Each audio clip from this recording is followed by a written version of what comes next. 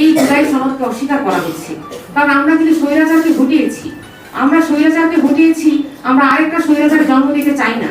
সেই জন্যই কিন্তু রাষ্ট্রীয় রিফর্মের কথা বলা হয়েছে। মূল বিষয়টা কিন্তু এখানে এটা যে রাষ্ট্রীয় রিফর্মেশন দরকার আমাদের, কিন্তু এখানে এসে আমরা থমকে গিয়েছি কিছু কিছু রাজনৈতিক দল বা ক্ষমতাসীন দল। আমি আশা করব এই জুলাই যোদ্ধা হিসেবে এই যে রাজনৈতিক শক্তি, নারী শক্তি আত্মপ্রকাশ করছে, তারাও সহযোদ্ধা হিসেবে এখানে সমান ভূমিকা করবে, পালন করবে।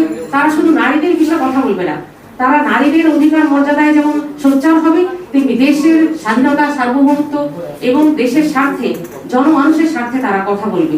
সেক্ষেত্রে সবাই আমরা জাতীয় স্বার্থে যেন ঐক্য মত পোষণ করতে পারি, একটা ঐক্যের প্ল্যাটফর্মে দাঁড়াতে পারি। কারণ জাতি অনেক বিভাজন 54 বছর 55 বছর গিয়েছে শুধু আমাদের বিভাজনের রাজনীতি করে। আমরা এটা আর দেখতে চাই না। এই হচ্ছে আমার কথা। দ্বিতীয়ত হচ্ছে যে এই যে নারী সহিংসতা, আসলে আমি মনে করি বাংলাদেশ জামাত ইসলামের সবচেয়ে বেশি সাফার নির্বাচন পূর্ব এবং নির্বাচন পরবর্তী। আপনারা